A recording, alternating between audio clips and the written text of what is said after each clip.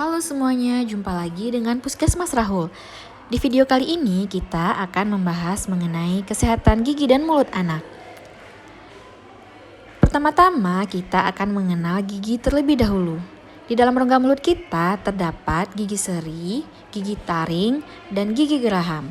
Manusia memiliki 2 kali siklus pertumbuhan gigi geligi, yaitu fase gigi susu dan fase gigi tetap. Gigi susu pertama kali tumbuh di usia 6 bulan dan berjumlah 20 buah, sedangkan gigi tetap tumbuh pertama kali pada usia 6 tahun, mulai dari gigi geraham hingga akhirnya berjumlah 32 buah gigi. Gigi-gigi ini berfungsi untuk mengunyah makanan agar makanan menjadi halus, membantu dalam bicara sehingga kata-kata dapat dilafalkan dengan jelas, yang terakhir untuk penampilan dan dapat membentuk wajah. Ini merupakan penampang melintang dari gigi di dalam rongga mulut kita.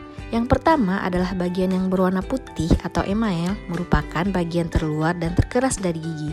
Yang kedua adalah dentin yang berwarna kuning. Yang ketiga adalah pulpa, tempat di mana saraf dan pembuluh darah berada. Mengapa sih gigi berlubang? Gigi berlubang bisa disebabkan karena makanan dan minuman yang manis atau lengket dan adanya bakteri atau kuman tidak menyikat gigi, air liur yang kental, dan posisi gigi yang tidak beraturan. Lalu, bagaimana proses gigi berlubang? Gigi berlubang disebut juga dengan karies. Gula adalah faktor yang paling penting dalam terbentuknya gigi berlubang. Tahukah kamu bahwa gula yang dimaksud bukan saja gula yang terdapat pada permen dan coklat, tetapi juga terdapat pada makanan dan minuman lain seperti roti, kue ataupun nasi yang kita makan setiap hari, yang menempel pada gigi karena tidak bersih saat melakukan sikat gigi. Kenapa gula menyebabkan gigi berlubang?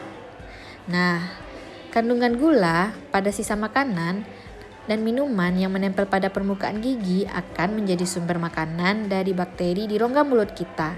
Bakteri ini akan menghasilkan zat asam dan dapat merusak gigi sehingga menghasilkan gigi berlubang. Semakin kita mengkonsumsi banyak gula, semakin besar pula kemungkinan kita akan mengalami gigi berlubang.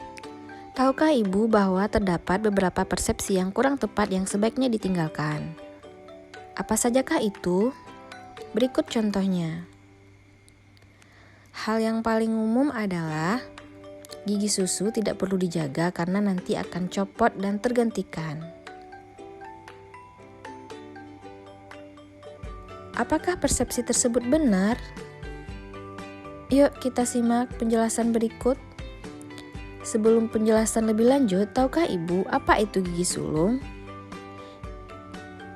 Gigi sulung berasal dari bahasa Latin decidere yang berarti tanggal atau lepas. Gigi sulung terdiri dari 20 buah gigi. Gigi sulung akan lepas dan digantikan oleh gigi permanen. Gigi sulung berfungsi untuk menyimpan ruangan untuk gigi permanen. Gigi sulung memainkan peranan penting dalam pertumbuhan dan perkembangan anak, di antaranya memfasilitasi anak untuk mengunyah dengan benar, menjaga ruangan untuk tempat gigi permanen yang akan tumbuh di kemudian hari, dan diperlukan untuk perkembangan bicara anak yang tepat. Kehilangan dini gigi sulung dapat menyebabkan masalah kekurangan ruangan untuk gigi permanen yang mulai tumbuh, sehingga menyebabkan gigi berjejal. Selain itu, kehilangan gigi sulung secara dini dapat menyebabkan beberapa masalah seperti psikososial bagi anak karena mengganggu bicara dan penampilan anak. Lalu, apa akibatnya jika gigi sulung tidak dirawat? Jika bayi atau balita mengkonsumsi makanan yang manis atau minum susu manis, zat manis tersebut akan diubah oleh bakteri menjadi zat asam di dalam rongga mulut.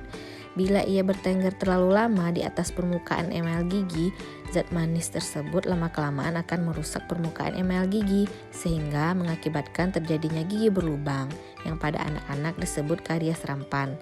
Lalu karena sifatnya menyeluruh, anak-anak biasanya akan terkena satu deret gigi. Biasanya terdapat pada gigi rahang atas, namun tidak menutup kemungkinan gigi rahang bawah juga bisa terkena. Karies rampan ini seringkali menimbulkan masalah, dan masalah yang paling sering adalah sakit gigi. Rasa nyeri pada gigi akan membuat anak menjadi malas makan, sehingga dapat mempengaruhi status gizi dan pertumbuhan anak. Rasa sakit gigi juga akan mengganggu konsentrasi belajar dan mengurangi frekuensi kehadiran anak di sekolah. Dari sisi ekonomis, gigi berlubang pada anak menyebabkan biaya pengobatan yang tinggi karena harus diobati oleh dokter gigi di rumah sakit.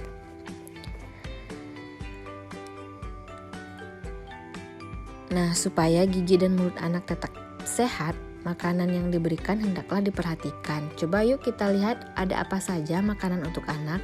Pasti ibu semua sudah sangat familiar kan dengan makanan-makanan tersebut. Makanan-makanan ini sangat mudah kita temui dan sangat disukai oleh anak-anak kita. Namun apakah ibu tahu bahwa apa yang anak kita makan berpengaruh juga ke kesehatan gigi mereka? Dari makanan-makanan tersebut, kira-kira yang mana ya yang baik untuk anak kita? Yuk kita lihat sama-sama. Nah, sekarang kita sudah tahu kan makanan apa saja yang baik untuk kesehatan gigi dan mulut anak kita. Ternyata nutrisi yang baik seperti 4 sehat 5 sempurna dibutuhkan untuk anak-anak setiap harinya agar tumbuh kembangnya baik. Karena nutrisi tidak hanya berpengaruh pada kesehatan badan namun juga ke kesehatan gigi dan mulutnya. Berikut adalah beberapa tips and trik untuk menjaga gigi anak tetap kuat dan sehat. Yang pertama, biasakan bila anak ingin ngemil, berikanlah buah dan sayuran kesukaan mereka sebagai cemilan. Lalu hindari makanan yang lengket dan kenyal seperti permen jeli atau karamel. Karena hal ini dapat menyebabkan pembersihan mulut oleh air liur menjadi sulit. Apabila sudah terlanjur, pastikan anak menyikat gigi dengan baik. Yang terakhir, ajarkan anak untuk mengunyah dengan baik dan tidak mengemut makanan.